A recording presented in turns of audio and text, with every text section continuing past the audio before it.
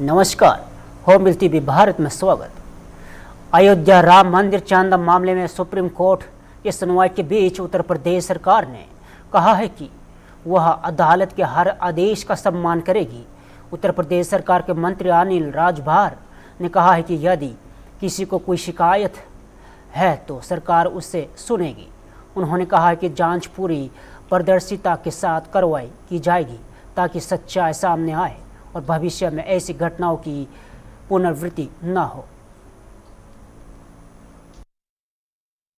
राम मंदिर चंदा मामले को लेकर आज सुनवाई होनी है, कैसे देख रहे हैं पूरे मामले को? आने दीजिए। पहले भी माननीय न्यायालय ने इस विषय पर अपनी टिप्पणी की है और माननीय न्यायालय का जो आदेश निर्देश होगा उसका हम सम्मान करेंगे, आदर करेंगे।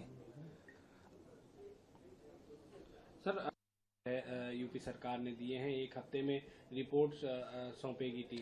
देखिए, सरकार की मंशा पर और सरकार की नीयत पर कोई सवाल नहीं खड़ा कर सकता। कोई भी विषय सामने आया है, सरकार ने उस पर बड़े ही संवेदनशीलता और गंभीरता के साथ निर्णय लिया है। अभी भी हम लोग कहना चाहते हैं, किसी को कोई शिकायत है, आप आइए, हम आपकी बात सुनेंगे।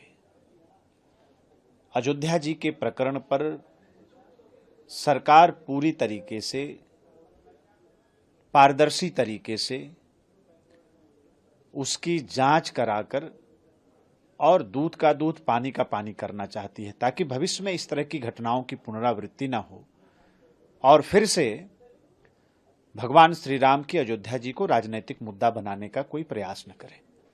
सर, बाबा रामदेव हिंदू राष्ट्र बनाने की मांग की, कौन सी गलत बात है? अगर उन्होंने ये कहा कि सबका डीएनए एक है तो इससे क्या कोई इनकार कर सकता है? कोई इनकार नहीं कर सकता है। तो बाबा रामदेव जी ने जो कहा, कोई गलत बात तो कही नहीं, जो सही है उन्होंने सामने रखा है। उत्तर प्रदेश के मुख्यमंत्री योगी आदित्यनाथ ने लखनऊ में आयोजित जनता दर्शन कार्यक्रम में लोगों की समस्या सुनी। इस दौरान बड़ी संख्या में फरियादी अपनी शिकायतें लेकर पहुंचे। मुख्यमंत्री ने अधिकारियों से निर्देश दिए कि प्रत्येक शिकायत का समयबद्ध, निष्पक्ष और गुणवत्तापूर्ण निस्तारण सुनिश्चित किया जाए। उन्होंने कहा कि जनता की समस्याओं का समाधान सरकार की सर्वोच्च प्राथमिकता है।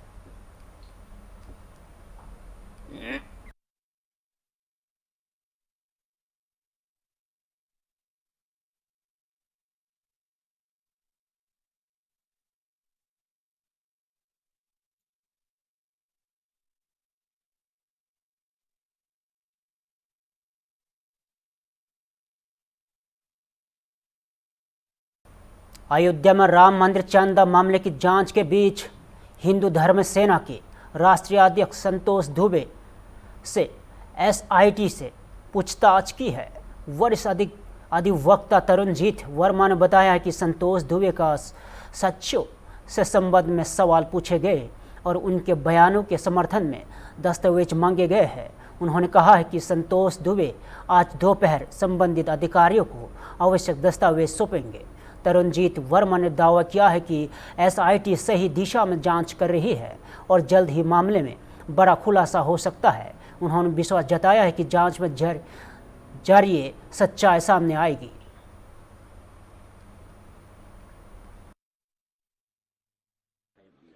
कल का घटनाक्रम ये था कि करीब 7:30 और 8 के बीच में मुझे फ़ोन आया संतोष दुबे जी का, क्योंकि मैं उनका अधिवक्ता भी हूँ और वो मेरे तरह से बड़े भाई लगते हैं।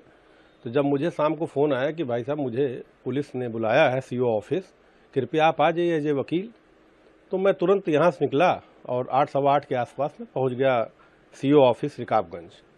वहाँ जब मैं गया तो देखा बाहर से ताला बंद था, मतलब दरवाज़ा अंदर पीछे तरफ से बंद था, खुल नहीं रहा था सीओ ऑफिस का। तो मैं महिला थाने तरफ घुसने की कोशिश की तो देखा बंद है, लाइट सारी बंद थी। तो मन में कुछ अनुचित भाव भी हमको आने लगे, लेकिन फिर मैं चूंकि अधिवक्ता हूँ तो मैंने सोचा कि हाइपोथेटिकल है कोई बात पूछना। तो बाद में जब संतोष जी करीब आधा घंटे बाद बाहर निकले तब मुझे उन्होंने बताया कि 2 एसआईटी के सदस्य ने उनसे पूछताछ की और कुछ एविडेंस मांगा कि आप प्रमाण दीजिए जो आप अपनी बात कथन कह रहे हैं। उस संदर्भ में संतोष दुबे जी ने बताया मुझे कि मैं कल 12 बजे के बाद सीओ साहब को या संबंधित अधिकारी को एक साक्ष्य प्रमाण मैं उनको दूंगा मैं। तो उसी बाद उनकी कई बाइट्स ली गई और मेरा मानना है कि एसआईटी इस तरह से जो काम कर रही है अच्छा काम कर रही है और लग रहा है कि कोई दिशा है, कुछ अच्छा होगा। उन्होंने स्वयं योगी जी की तारीफ की और एसआईटी की तारीफ की। तो मेरा मानना है कि एसआईटी सही दिशा में है और संभावना है कि कुछ एक बड़ा ही चीज़ घटना या कोई ऐसा चीज़ नज़र आएगा जो इसकी बारे में लोग सोच रहे हैं। और मुझे लगता है कि जो योगी जी ने कहा था कि दूध का दूध और पानी का पानी होगा, तो मुझे पूरी उम्मीद है कि दूध का दूध और पानी पानी होगा। आज तो आज क्या प्रक्रिया है? आज की प्रक्रिया है कि 12 बजे के बाद वो कुछ डॉक्यूमेंट सौंपेंगे और हमको संतोष दुबे जी ने बताया है कि मैं 23 को मीटिंग करना चाह रहा हूं। अब देखते हैं, मैंने भी उनसे कहा कि आपको मीटिंग करनी है तो 21 को कीजिए। तो उम्मीद करते हैं कि 21 या 23 में कुछ नए चीज़, नए तथ्य, नए पहलू के साथ आदरणीय संतोष दुबे जी आएंगे। ये जो मीटिंग आज जो डॉक्यूमेंट्स वगैरह सौंपेंगे तो वो एसआईटी यहाँ खुद आएगी या खुद वीडियो कॉन्फ्रेंस? नहीं, एसआईटी ने यहाँ किसी को कह रखा है। तो उम्मीद है कि प्रशासन में चाहे सीओ महोदय जो अथेंटिंग हो या एसएसपी महोदय जिसको कहे होंगे, वहाँ ये अपने डॉक्यूमेंट्स सौंपने जाएंगे और उसको लेकर उसको फिर एसआईटी तक पहुँचा देंगे या एसआईटी आएगी तो वो ले लेगी अपने हाथ में। कैसे डॉक्यूमेंट्स हो सकते हैं वकील साहब से? वो मेरी जो बातें उनसे हुई उसमें कुछ तो लैंड डील के भी हैं। वन नेशन वन इलेक्शन को लेकर गठित संयुक्त संसदीय समिति आज उत्तर प्रदेश के दौरे पर है। बचपा सांसद अनुराग ठाकुर ने बताया कि समिति प्रदेश के मुख्य सचिव, डीसीपी, मुख्य निर्वाचन अधिकारी समेत विभिन्न विभागों के वरिष्ठ अधिकारियों के साथ बैठक करेगी। इसके अलावा बैंकिंग, रेलवे बोर्ड, सरकारी संस्थानों, बार काउंसिल और वरिष्ठ अधिवक्ताओं के प्रतिनिधियों से भी चर्चा की जाएगी। अनुराग ठाकुर ने कहा कि सुबह 10 बजे से शाम 7 बजे तक बैठकों का दौर चलेगा, जबकि अगले दिन राजनीतिक दलों के नेताओं से मुलाकात कर उसके सुझाव और राय भी ली जाएगी।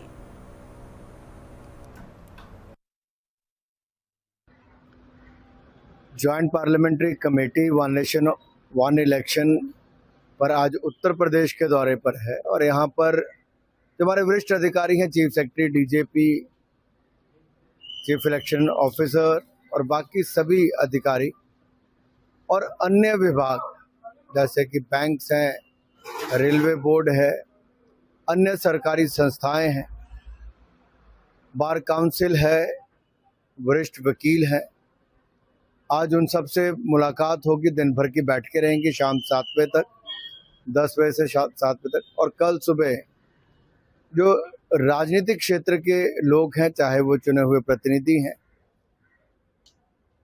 राजनीतिक दल हैं, इन सब के क्या विचार हैं वन नेशन वन इलेक्शन को लेकर, क्योंकि अगर एक समय पर दोनों चुनाव विधानसभा लोकसभा के होते हैं तो उससे बहुत सारी चीज़ों पर फर्क पड़ता है कि सारा साल जो मॉडल कोड ऑफ कंडक्ट लगा रहता है, कभी विधानसभा के चुनाव, कभी लोकसभा के चुनाव, कभी एक राज्य के चुनाव, कभी दूसरे राज्य के चुनाव, तो इन सब से मुक्ति पाई जा सकती है। लेकिन अभी देखना यह है कि अलग अलग दलों के इस पे क्या विचार है। अलग दलों के जो नेता हैं वो इस बैठक में शामिल हो रहे हैं, कल होंगे। आज अधिकारियों से, विभागों से बैठक है, जैसे मैंने कहा लॉयर से, बार काउंसिल, इन लोगों से, अलग संस्थाओं से, इनसे मुलाकात है ताकि सिविल सोसाइटी क्या सोचती है वन नेशन वन इलेक्शन के बारे में और इस कानून में क्या संशोधन देखना चाहते हैं, क्या उनके सुझाव हैं, उसको सुनने आए। उत्तर प्रदेश के बगपत में खिदमत सोसाइटी के इमामों और उलेमा के संरक्षण को लेकर एक नई पहल शुरू की है। सोसाइटी के अध्यक्ष डॉक्टर इरफान मालिक ने बताया है कि निकाह करने वाले मौलाना को कई बार ऐसे मामलों में पुलिस नोटिस भेज देती है जिनकी जानकारी उन्हें पहले से नहीं होती। इसे देखते हुए 11 बिंदुओं वाला एक शपथ पत्र तैयार किया गया है। इस दस्तावेज पर दूल्हा दुल्हन और उनके परिवार के हस्ताक्षर होंगे, जिसमें यह घोषणा की जाएगी कि विवाह से जुड़ा कोई विवाद लंबित नहीं है और शपथ पत्र में यहाँ भी स्पष्ट होगा कि निकाह की पूरी जिम्मेदारी दूल्हा दुल्हन और उनके परिवार की होगी, जबकि मौलाना या किसी तीसरे पक्ष की कोई जवाबदेही नहीं होगी। डॉक्टर मालिक ने दावा किया है कि इस प्रारूप को मुस्लिम विधि विशेषज्ञों और वकीलों की सलाह से तैयार किया गया है तथा इससे सभी निकाहों में लागू करने की पहल की जा रही है।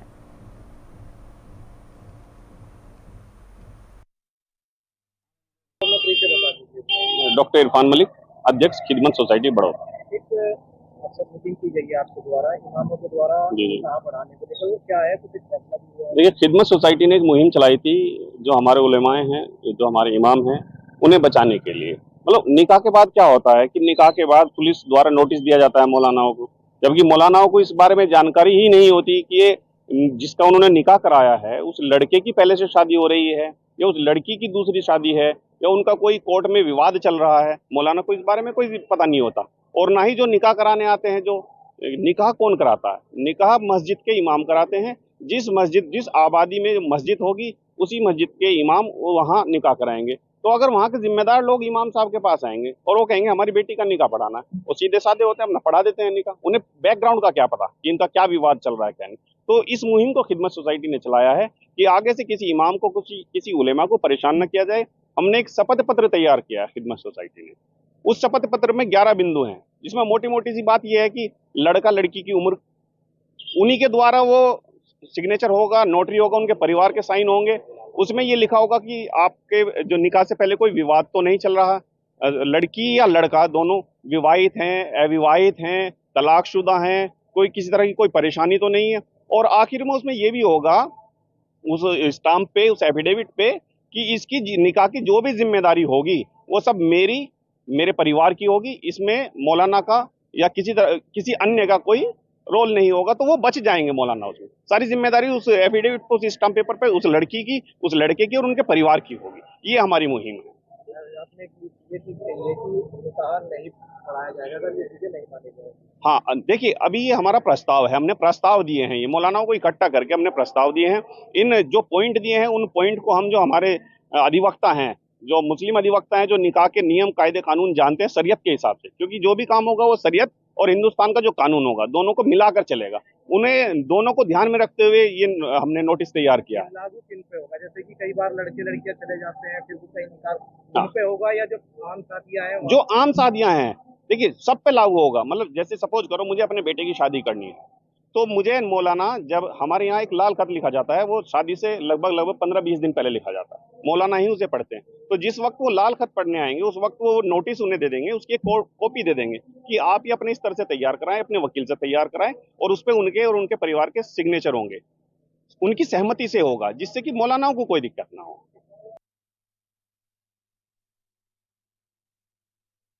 नाथ मंदिर दान चोरी मामले में बीजेपी सांसद नरेश बंसल ने कहा है कि इस घटना के लिए मौजूदा सरकार जिम्मेदार नहीं है। उनका कहना है कि जिन कर्मचारियों पर आरोप है उनकी नियुक्ति वर्तमान सरकार के सत्ता में आने से पहले ही हुई थी। उन्होंने बताया कि मामले की जांच के लिए गठित एसआईटी निष्पक्ष जांच कर रही है। वही जम्मू कश्मीर के मुख्यमंत्री उमर अब्दुल्ला के राज्य का दर्जा बहाल करने संबंधी बयान पर नरेश बंसल ने कहा है कि केंद्र सरकार ने उचित समय आने पर जम्मू कश्मीर को राज्य का दर्जा देने का वादा किया है।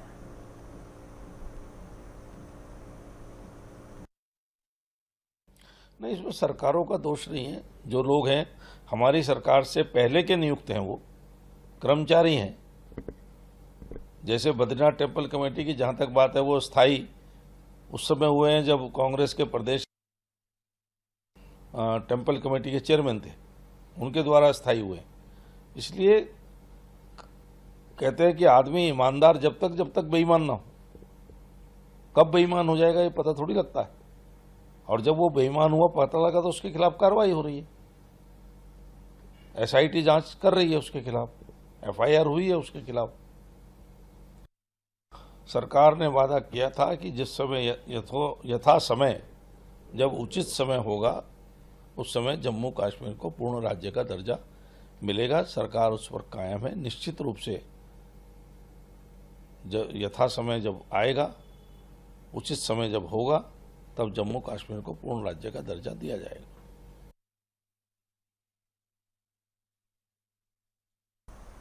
श्रीनगर में जम्मू कश्मीर के मुख्यमंत्री उमर अब्दुल्ला ने 13 जुलाई के शहीदों को श्रद्धांजलि देने से रोके जाने पर नाराजगी जताई है।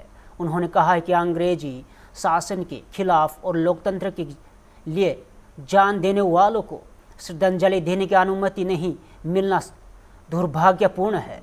उमर अब्दुल्ला ने कहा है कि शहीद मजर को बंद करने का फैसला इतिहास की समाज में विपरीत है। उनके मुताबिक 13 जुलाई की घटना को केवल धार्मिक नजरिए से नहीं देखा जाना चाहिए, बल्कि यहाँ लोकतंत्र और सिद्धांतों की लड़ाई थी। उन्होंने कहा है कि आज नहीं तो कल वे शहीदों को श्रद्धांजलि देने और फतिहा पढ़ने जरूर जाएंगे। की बात है कि वो लोग जो 13 जुलाई को अंग्रेजों के राज के खिलाफ, शख्सी राज के खिलाफ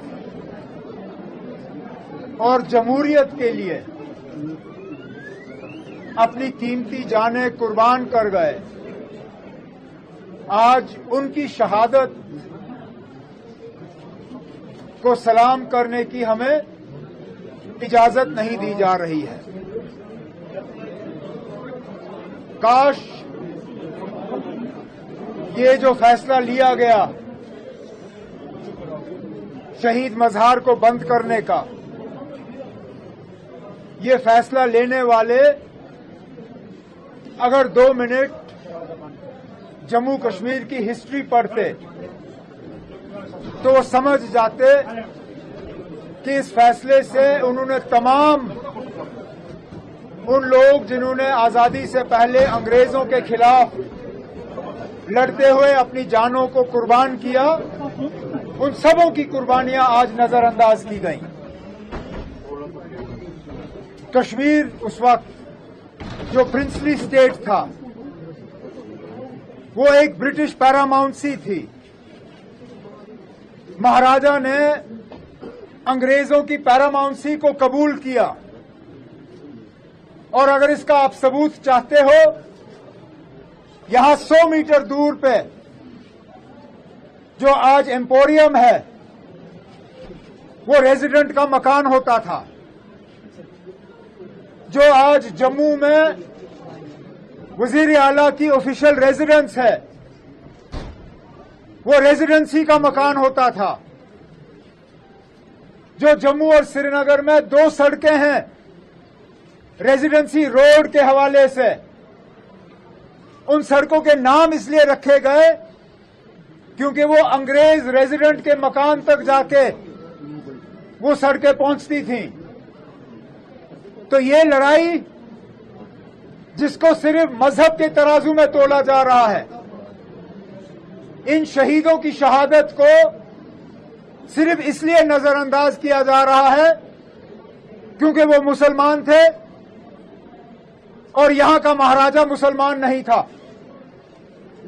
लेकिन ये लड़ाई मजहब की नहीं थी, ये लड़ाई असूलों की लड़ाई थी, ये लड़ाई जमहूरियत की लड़ाई थी और सबसे ज्यादा ये लड़ाई अंग्रेजों के खिलाफ आजादी की लड़ाई थी। लेकिन आज हमें कहा जा रहा है कि अंग्रेजों के खिलाफ लड़ाई करना और मुल्क की आजादी में एक रोल अदा करना वो गलत था। हम इस चीज को कबूल नहीं करते, न कभी कबूल किया है, न आगे कभी करेंगे। जिन लोगों ने आज हमें मज़ार शोदा पे जाने की इजाजत नहीं दी वो चंद दिन के मेहमान हैं। आज हैं, कल नहीं होंगे। लेकिन ये शहीदों की कब्रें ये यहां पे थी, यहां पे हैं और यहां पे रहेंगे। आज नहीं तो कल हम दोबारा वहां पे जाएंगे, वहां पे फूल डालेंगे और उन शहीदों के लिए जो है फातिहा पढ़ेंगे।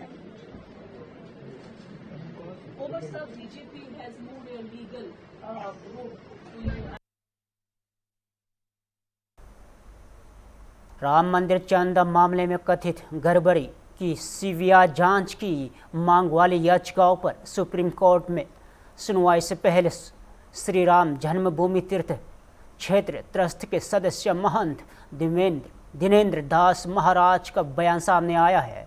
उन्होंने कहा है कि राम लाला से जोड़ा कार्य सुचारू रूप से चल रहा है और जो भी फैसला आएगा उससे व्यवस्था और बेहतर होगी।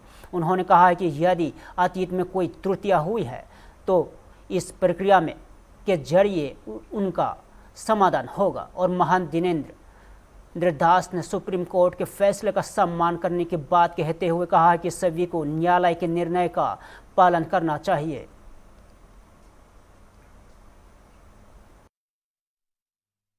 आप लोग क्या कहना चाहते हैं?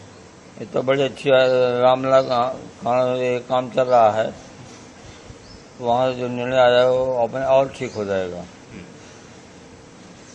बिगड़े वाले आदमी भी ठीक हो जाएंगे। इस प्रचार से वो जो गलती थी सब अब ठीक हो जाएंगे। क्या महाराज जी, जिस तरीके सुप्रीम कोर्ट ने राम मंदिर का निर्णय दिया था उसके बाद ये फिर याचिका सुप्रीम कोर्ट में ऐसी बड़ी याचिका गई है, तो क्या महाराज जी क्या उम्मीद रखते हैं कि निर्णय? वो तो देश का मामला है ना, वो तो हमेशा शांत भावना बनाए रखेंगे, वो सब अपने आप सही हो जाएंगे। जो भी सुनवाई करेगा सुप्रीम कोर्ट आप लोग को स्वीकार रहेगा? वो परंपरा अगर राम जी माने तो हमको मानना पड़ेगा, और जो नहीं मान रहा समझिए कि देश के नहीं है, वो परंपरा मानना अत्यावश्यक है। महाराज जी, सुप्रीम कोर्ट में जो सुनवाई है इस पर जो है आप लोग संतुष्ट हैं?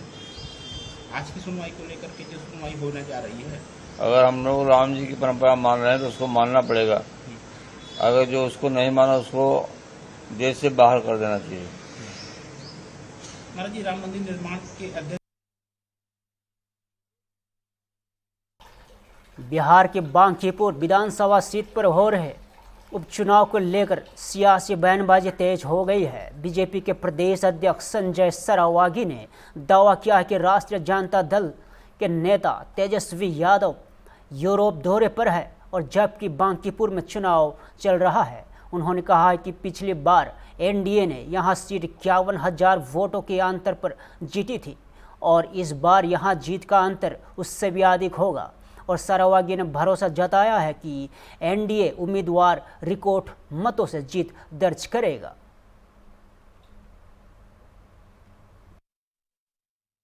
सर, कितनी बड़ी चुनौती? नीरज कुमार सिन्हा जी के प्रत्याशी बनने से बांकीपुर में अति उत्साह है, क्योंकि वो बूथ स्तर के कार्यकर्ता रहे हैं, अभी मंडल के अध्यक्ष रहे। ऐसे कार्यकर्ताओं को पार्टी ने प्रत्याशी बनाया है। अति उत्साह बांकीपुर विधानसभा में नागरिकों का है और मुझे लगता है बड़ी संख्या में बांकीपुर के लोग आज एनडीए के नामांकन सभा में भाग लेंगे और आज अंतिम दिन में और पार्टी के भी प्रत्याशी भाग लेंगे। लेकिन तेजस्वी यादव बांकीपुर में उपचुनाव, तेजस्वी यादव यूरोप के भ्रमण पर है। पिछली बार हम लोगों ने 51,000 मतों से आरजेडी के उम्मीदवार को हराया था। इस बार जो उत्साह है, जो काम हुआ है, जो हमारे वहाँ के विधायक को राष्ट्रीय अध्यक्ष भाजपा का बनाया गया है और इतना काम हुआ है बांकीपुर में, और ज़्यादा मतों से इस बार एनडीए के प्रत्याशी नीरज कुमार सिन्हा जी जीतेंगे। आज वो नामांकन करेंगे। हम लोग पदयात्रा के रूप में, रोड शो के रूप में वो आज नामांकन करने जा रहे हैं। सर, लेकिन प्रशांत किशोर ने कहा कि बीजेपी घबरा गई है, इसलिए पहले उम्मीदवार बदली, अब तो बैकफुट पे दिख रही है बांकीपुर में। कौन क्या बोलता है कि 95% उम्मीदवार की जमानत जब्त हो गई थी विधानसभा में, और बांकीपुर में तो जमानत का बहुत बुरा असर इनके उम्मीदवार का हुआ था। और जब 3 तारीख को रिजल्ट आ जाएगा तो समझ में आ जाएगा। वहाँ स्पष्ट रूप से पिछली बार भी हम लोग की टक्कर राजद से थी। राजद को हम लोगों ने 51,000 वोटों से हराया था। इस बार 51,000 से ज़्यादा वोट से हम लोग आरजेडी को हराने वाले हैं। और सब जानते हैं कि पारिवारिक कारणों के कारण पिछले जो हमारे प्रत्याशी थे उन्होंने चुनाव लड़ने में असमर्थता व्यक्त की थी। मुझे पत्र के माध्यम से भी सूचना दिया था। तो पुनः हम लोगों ने एक कार्यकर्ता नीरज कुमार सिन्हा को प्रत्याशी के रूप में प्रत्याशी बनाया। आज वो अपना नामांकन करेंगे। फिलहाल के लिए इतना ही। ताज़ा खबर बने रहिए हम बोलते भी भारत के साथ।